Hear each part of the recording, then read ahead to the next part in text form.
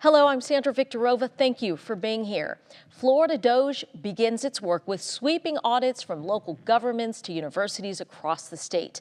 Governor Ron DeSantis created the new Florida Department of Government Efficiency Task Force in February with a mission to eliminate waste within state government and save taxpayers money.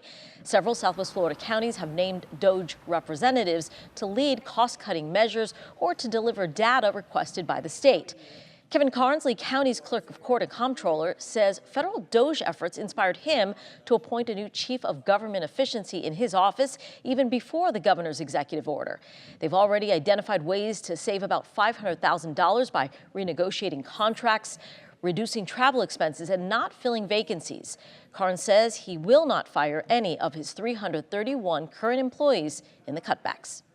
I think it's probably created a little bit of stress in the office. I mean, I think if you ask some team members, they're going, we don't know what this means, because they've seen what's happening at the state and federal level. So I've communicated to staff that we're not the state and federal level of government. We don't have that level of budget. I mean, you look at the federal government, they are $1 trillion operation. We're talking about $40 million.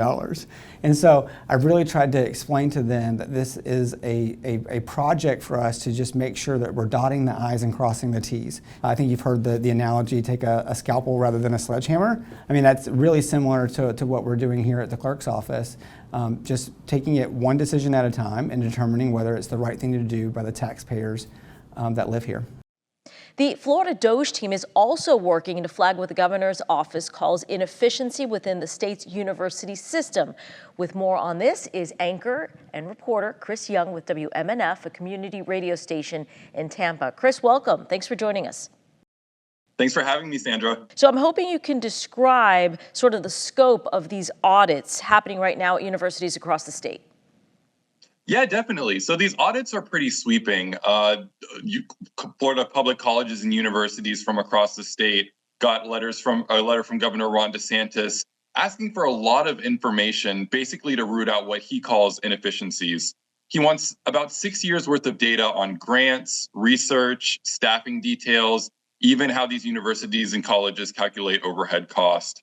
And it's a little bit more than a financial audit. It goes deep into hiring, who's doing what, how research is funded, and even how jobs are structured. Does it look at the sort of details of what's being researched and why? Yes. It's asking for funding behind grants, what's being researched, why it's being researched for the past 6 years. What has been the reaction from university staff? So I did speak to a staff representative at the University of South Florida, and he said the universities are being asked to do this on a very short timeline, right? They got their letter April 4th. A lot of that information was due 2 weeks later. So it takes up a lot. He says it takes up a lot of resources. It takes up a lot of time, and it takes up a lot of money that could be used at these research universities, especially doing other things. Another point that was mentioned by the University of South Florida faculty representative, was that all of this information, a lot of the research information, a lot of the grant information is publicly accessible. He said professors want people to know about their research. They can go on Google Scholar and other search databases and find it out pretty easily. Did he express any concerns about what impact that might have on staff pursuing certain areas of research? He mentioned it will be a burden. He mentioned that this is something that'll take up time. So that was one of the things.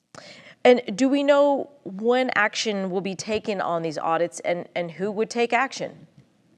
Right now, we don't know what action will be taken, but Governor Ron DeSantis in the past has gone after diversity, equity, and inclusion in Florida public colleges and universities.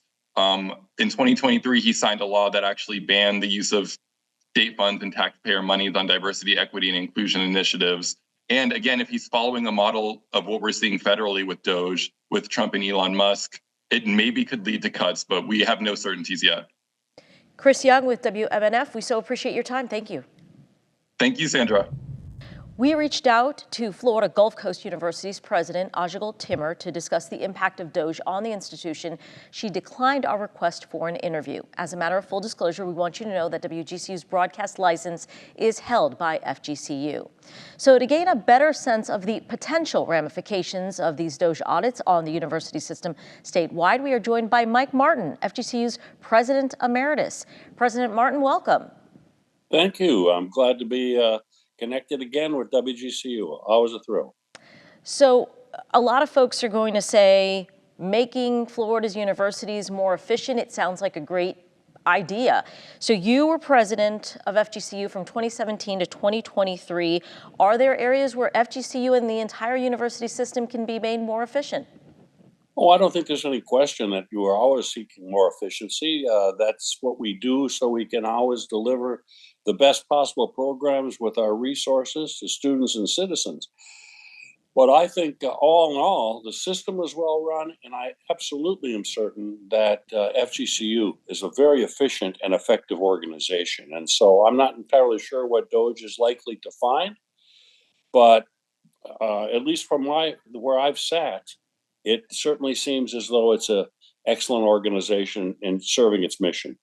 So is it typical for the state to request such information on where staffing levels are, where research and grant funding is coming from, where it's going to?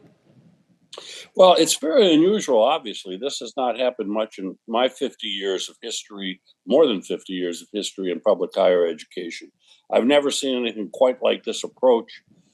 And it's both startling and frustrating and hard to understand because I'm not entirely sure what the point is. I know that there was this grand announcement that the administration was going to create greater efficiencies across government, but I never understood what the metrics were. I never understood the full rationale. And to this day, I don't really understand the implementation.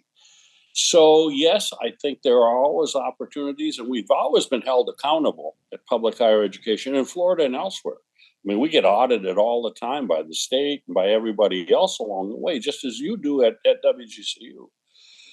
But this one is just so hard to understand and hard to understand what the ultimate objective is that I can't tell whether it's making progress or not, or is it simply creating chaos? So when you have DOGE folks asking questions about what's being researched and how much money is going into research, do you have concerns about that impacting choices being made by staff and faculty on what areas they decide to pursue to research? Oh, I don't think there's any question it's having a chilling effect. I mean, I certainly know that it's happening at other institutions. I talk to colleagues around the country. I'm here in Minneapolis, St. Paul, Minnesota. I'm a graduate and former dean at University of Minnesota, of a major research college at the University of Minnesota. And from I hear what my colleagues here and across the country, and certainly in Florida, there's a real chilling effect about what you pursue in the name of science, in the name of curiosity. And I think that's a cost that's going to be very high to pay in the long run. President Martin, we appreciate your time. Thank you, sir. You're very welcome. Good luck to everyone. I'll hope to catch up with folks when I get back to Florida. We're going to keep a footprint in both places. So I'll look forward to catching up again. But always good luck at WGCU. You do a great job, and I'm a big fan. Thank you, President Martin. We appreciate that. Thanks.